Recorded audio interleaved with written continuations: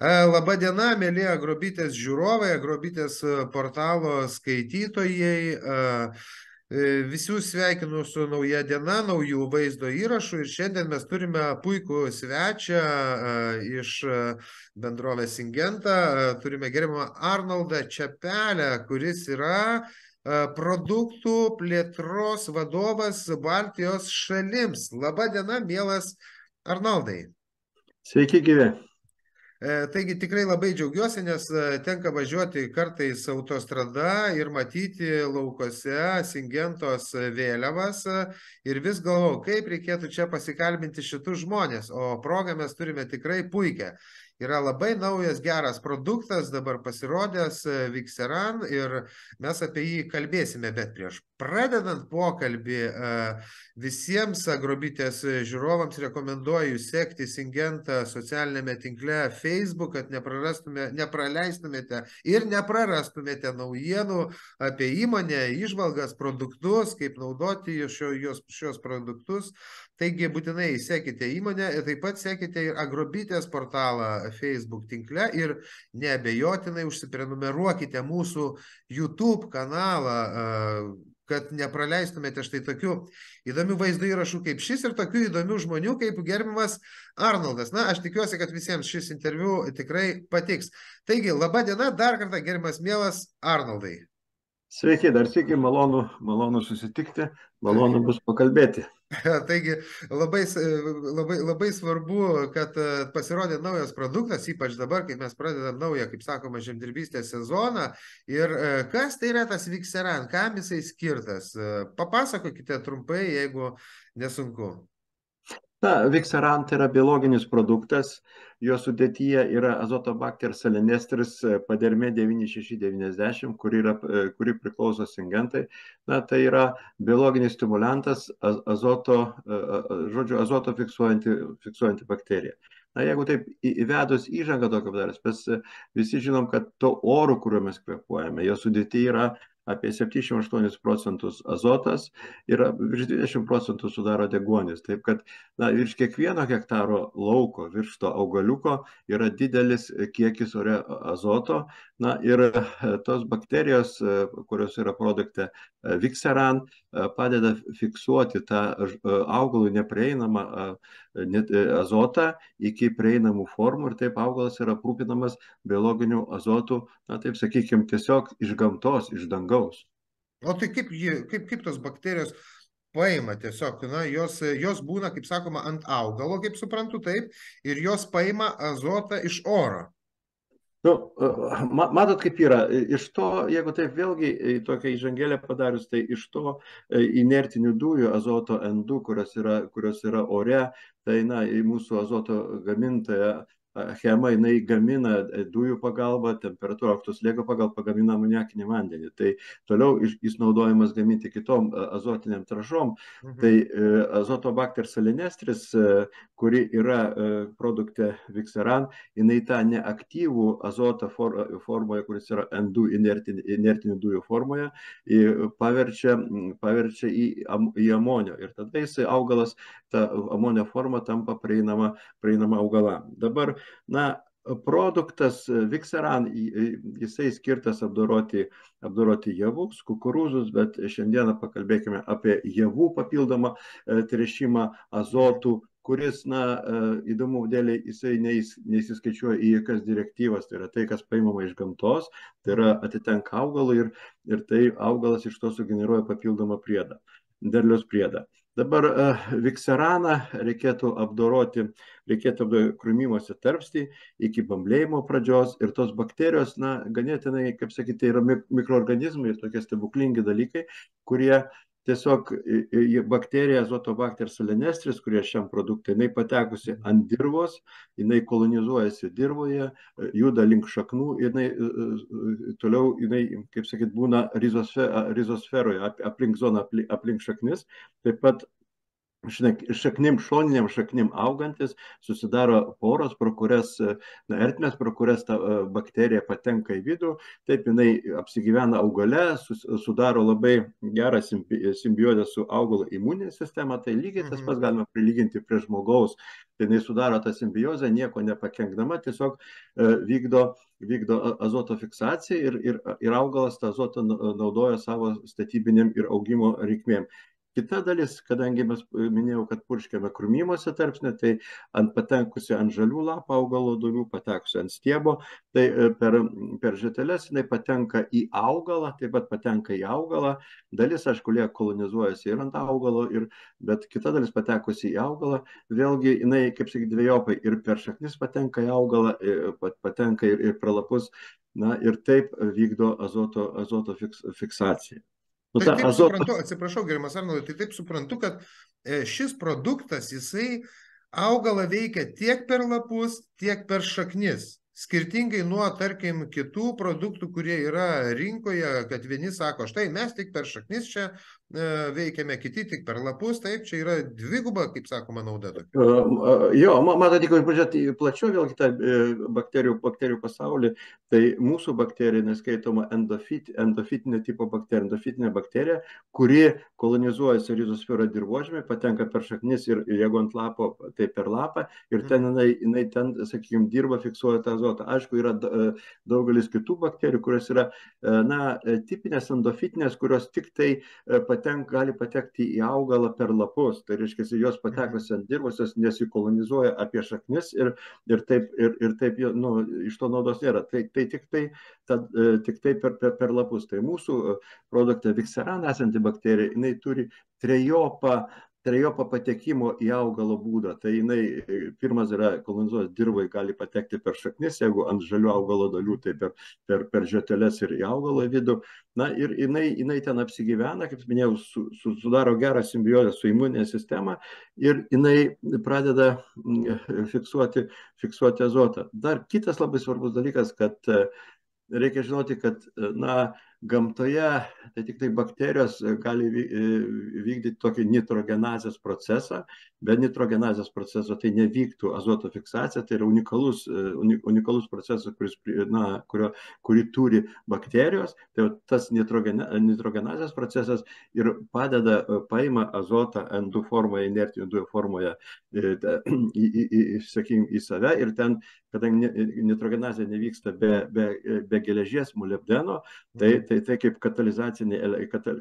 katalizatoriai, ir tada, na, tiesiog azotą N2 formai sujungia su vandeniliu ir gaunasi NH3, kuris tada jau yra augalui prieinamas. Augalas pasisavina tik nitratinį, kuris yra mineralinis, o ir tą amonio formos azotą, kuris NH formoje, NH3 ar NH4 formoje yra artimas augalui. Tai yra biologinis, kaip sakyti, biologinis produktas, artimas augalui. NO3, vėlgi ten vyksta kiti procesai, kad augalas jį vėl paimtų. Tai čia ganėtinai čia, jeigu palyginant vėl taip, palyginant, sakykime, azoto gamybą fabrikiniu būdu ir azoto, ką augalas padaro, tai įsivaizduojate, kiek augalas, kiek visų procesų, kiek energijos, kiek visko vyksta tam augale, kad jisai pagamintų savo reikalingas maisto medžiagas. O azotas yra viena pagrindinė statybinių maisto medžiagų.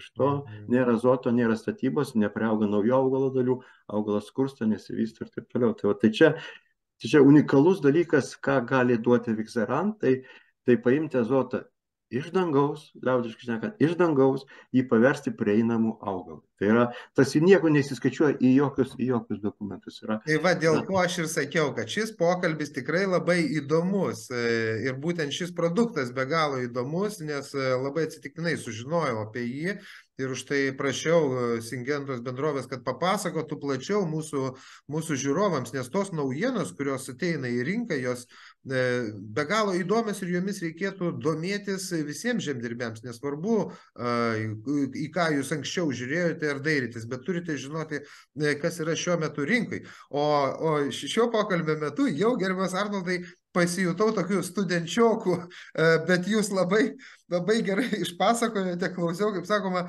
visas tas žinias sėmiausi į savo galvą. Taigi, dabar kitas būtų klausimas,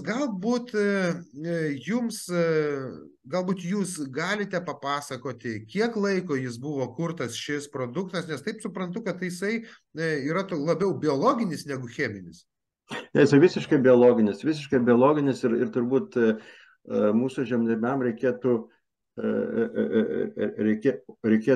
kaip sakyt, juos priimti, įsileisti į save ir tiesiog sugyventi ir eiti į priekį, nes, tai, kas natūralu, yra artima augalui. Dabar, jeigu šnekant apie istoriją, tai jeigu taip pažiūrėsim, kaip minėjau, yra bakterija Azotobacter salinestris, tai genas yra Azotobacter. Jeigu žiūrint istoriškai, tai genas Azotobacter, skaičiuojant nuo šių metų, buvo pirmai paminėtas ir atrastas, išgrynintas, tai 122 metus, skaičiuojant nuo šių metų, tai maždaug 1901 metais buvo atrastas Azotobacter, ten, sakykime, bakterija Azotobacter, tai salinestris yra labai artima ir tuo pačiu ir skiriasi, turi skirtumų nuo šios bakterijos. Tai va tas Azotobacter jau yra tikrai sena istorija. Šiaip Azotobacter geno bakterijos, jos laisvai gyvena dirvoje, jos tikrai gyvena dirvoje, atlieka,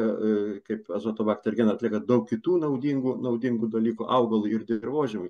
Reikia suprasti, kad dirvožemis tai yra gyvas daiktas, kaip ir mes su jumis. Dirva gyvena savo gyvenimą, ten yra savo taisyklės, kaip ir žmonių gyvenime. Tik tai, kartais mes naudodami per daug cheminių, mineralinių trąšų, azotinių trąšų, mes tą mikrobiotą biškį pastumėm į šoną. Nes jeigu vėlgi grįžtant prie, aš mėgstu palyginti žmogaus gyvenimą ir augalo gyvenimą, jie yra labai panašus, tik, kaip sakyti, tikrai panašus, tik žmogus, jis gali pasakyti, kur to skauda, kur to blogai, augalas jis bando parodyti, kas jam yra blogai. Ir o mes pamatome tai ant lapų. Taip, ant lapų jis neauga ir viskas yra, o kodėl tai būna, kita dalyka, dirvožėmis jisai serga, jį reikia pagelbėti. Kitą, tokį pavyzdį paimčiau, sakykime, jeigu žmogui žarnynas tai yra turbūt pirmos smegenys, jeigu kažkas yra blogai suvalgoma, mūsų žarnyne yra daugiau blogųjų bakterijų negu gerųjų, tai to įsignaluoja smegenim, kad kažkas yra blogai ir to mes bandom ieškoti po antibiotikų, sakykime, kurso, jeigu susirgom, tai daktaras išrašo mums probiotikus ir mes juos, kurių yra jogurte, piene, ir mes juos vartojam ir savo tai pasidedam. Tai kodėlgi nepadėti dirvožemiui, kai, sakykime, viksaranas ir ta Azotobacter salinestris, ta bakterija, ne kas kita kaip probiotikas dirvai. Kaip probiotikas dirvai, nes, suprantate, kaip yra, bakterija gyvena ir to metabolitiniai produktai, tie produktai, ką jinai išskiria iš savęs, gyvendama kaip, sakykime, kaip nereikalingas, sakykime, jai dalykus, tai pagamina unikalius dalykus ir vitaminus. Ir polisacharidus, cukrus pagamina, kurie reikalingi, sakykime, dirvožemio dalelių agregatų surišimui, kad struktūra būtų. Tai toliau yra augimo hormonai, auksinai, giberalinai, daug tokių dalykų, kurias augalas panaudoja savo gerą, atrodo, bakterija išskiria šalutinį, ne tik, kad fiksuoja azotą, tai kaip pagrindinis, bet jinai išskiria, sakykime, tos šalutinius produktus ir augalui jie yra naudingi. Tai matote, ta bakterija sukuria žmogui, kojos yra ta organo dalis, kur mes judam, mes esam bėgam ir esam to laimingi. Augalai yra šaknis ta dalis, kuri jį maitina nuo šaknų sveikumo arba sveikumo apie šaknų zoną. Viskas tas atsiliepia tai antžeminiai daliai, jeigu mums reikalingas derlius viršūnėlės grūdai, sakykime, javuose, tai viskas tas ir nuo to prasideda. Sveiko šaknis, sveika aplinka, viskas tą duoda. Tai ta biologija, kaip probiotikas, turbūt atėjo laikas augintojams tiesiog investuoti, tai nebūtų dideli pinigai, bet investuoti į tą probiotiką, į tą dirvą, į tą jos į tą pagydymą, į tą pagalbą. Tai aš taip lyginu. Taip turbūt lengviau įmanoma tada atitikti ir ES, kaip sakoma, keliamus reikalavimus aplinkai ir panašiai, tam žaliajam kursui, kad mes kuo mažiau galėtumėm tą dirvožėmį alintų, kaip tik mesgi pagerinam ir panašiai. Turbūt čia yra irgi svarbus Taip, toksai taip, taip. akcentas. Gerai, mielas Arnoldai, norėjau dar jūsų pasiteirauti, kaip, tarkim, naudojamas šis Vikseran produktas? Na, Vikseran naudojimas tai Kokiais kiekiais, normom, panašiai? jo norma tai yra tikrai kaip produkto ganėtinai maža, 50 gramų į hektarą, ta maksimali norma, atrodo, bet tame, sakykime, tame 50 gramų yra didelė kolonijų bakterijų, kurias išpurškia, sakykime, ūkininkas išpurškia su paprastu purkštuvu, ne, kaip minėjau, jeigu javose, tai, sakykime, nuo krūmimosi tarpsnį iki bamblėjimo pradžios, sakykime, kad mums padengti ir dirvą, mes norim išlošti, biškai, kaip sakyti, išlošti tą dvigubą žaidimą ir kad per dirvą ir link šaknų būtų, ir kad ir ant lapų. Tai va tas triguba ta tokia nauda, trigubas garantas. Tai paprastai purkštuvo išpurškiama, galima maišyti su daugeliu produktų, dėl atskiro maišymo su atskirais produktais reikėtų pasitarti su mumis, kaip sakyti, vis tiek tai ir toliau ieškom, yra ištirta su daugeliu herbicidų, insekticidų, sakykime, ištirta, kad galima maišyti, bet tačiau, žinot, tai yra biologija, gyvas daiktas ir reikia žiūrėti kaip į gyvą daiktą. Tai vis dėlto yra, na, kitą kartą reikėtų galbūt partirti, o kitą kartą gal reikėtų išpurkšti ir vieną, žiūrint priklausomai nuo to, ką ūkininkas naudoja, kokį produktą, augalų apsaugos produktą naudoja kartu, nes augalų apsauga irgi yra biomedicinos dalis. Tai yra biomedicina, tai jeigu žmogus tabletės yra, tai augalas yra augalų apsaugų, tai yra jo biomedicina, tai jo gydymo, o biologiniai preparatai, kaip tai yra probiotikas, dirvai, plus nauda, kad mes galim paimti azotą iš dangaus. Tai va tas yra svarbu. Gerai, įdomu būtų, mielas Arnoldai, jeigu ateitų pas jūs ūkininkas, na, tarkim, įsivaizduokit, aš esu ūkininkas, kas yra sunkiai įsivaizduojam, bet vis tiek, na, ateinu pas jūs ir sakau, na, gerbiamas Arnoldai, čia labai įdomiai jūs papasakojote apie Vikseraną, na, aš dabar vat jau beveik apsisprendžiau, kad galbūt man reikėtų jį įsigyti, bet dar kažkokios man dvejonės yra. Kokie būtų jūsų paskutiniai žodžiai tokiam ūkininkui, kaip jį paskatinti įsigyti Vikseraną? Žinoma, aš pasakyčiau, nedvejoti, imti ir bandyti. Yra tiesiog yra laikas, tiesiog atėjo laikas dirvai padėti, tiesiog laikas dalį cheminių produktų, cheminių trąšų, sakykime, mineralų pakeisti, sakykime, tom biologiniam bakterijom, bestimulantais, kur galim panaudoti tą, ką iš gamtos. Suprantat, ruoždamasis taip, pokalbiui, tai yra toks svarbus dalykas, aš taip pat žiūrėjau, mano ūkį, tokį straipsnelį Pas radau. mūsų kolegos. Aš pasakysiu žiūrovams, mano ūkis yra mūsų kolegos žurnalas, baisiai faini žmonės ten dirba ir tikrai daro kvalifikuotus tekstus. Taip, klausom, jūsų atsiprašau. Tai mano ūkis, sakykime, 2013 metų straipsniukas ir ten buvo, sakykime, mokslininkų dėta lentelė, kiek vis dėlto biologinio azoto. Mes šnekam apie biologinį taką iš gamtos, o biologinis azotas, tai, sakykime, fiksuoja mums gerai žinomi ankštiniai augalai, žirniai, pupos, sakykime, ten rizobijom bakterijos. Dabar mes čia šnekam apie Vikserano panaudojimą ir azotobakter geno bakterijas, sakykime, javose. Tai, na, pažiūrėjau, kad, pažiūrėjau, 2004 metais bendras biologinio azoto kiekis hektare, na, taip skaičiuom, sukaupta buvo apie 21,6 kg. Tai ką tai reiškia, 21,6 kg azoto yra paimta iš gamtos. Jeigu paimkim, pavyzdžiui, miežių tonai grūdų užauginti, na, skaičiuojam apie 21 kg azoto. Ne, tai iš principo tai mes vis dėlto gaunam naudą. Aišku, gali būti taip, kad oro sąlygos, sausra, kad mes esam gamtos dalis, mes ne viską galim pakeisti, mes tai galim prisitaikyti. Tai iš principo gal taip tas derliaus priedas bus mažesnis, nebus ten tona, bus pusę tonos, nors 6 tonų, bet tai vėlgi mes tą paimam iš gamtos ir tai artima augalą. Tai esminis yra reikalas, paimam iš gamtos ir taip pat ūkininkai, pasakyčiau, tikrai drąsiai imti ir bandyti tiesiog pažiūrėti į žemę, kaip žemė maitinta. Gerai, dar būtų įdomu, tik nežinau, ar galėsite atsakyti šį klausimą. Na, mes savo vaizdo įrašuose, podcastuose vis bandom numatyti ateitį, pasižiūrėti į ateitį šiek tiek. Gal dar be Vikserano kažkokie nauji produktai greitų metų turėtų pasiekti Lietuvą, kokie yra bandymai, kokios naujos inovacijos ateina iš Singentos pusės, nes daug įvairiausių pranešimų mes matom ir išverčiam ir pasižiūrim, ką Singenta įdomaus ruošia artimiausius 2-3 metus, gal žinote? Na, taip, ateitis, viena aišku, kad ateitis biologiniai preparatai, biologiniai stimulantai, tai yra mes niekur nedingsime, tai eisime į augalo fiziologinių procesų stiprinimą, jo atsparumo gerinimą nepalankiom oro sąlygom. Na, jeigu žiūrint, tai kompanija Syngenta, tai yra tik tai ateina su pirmu produktu.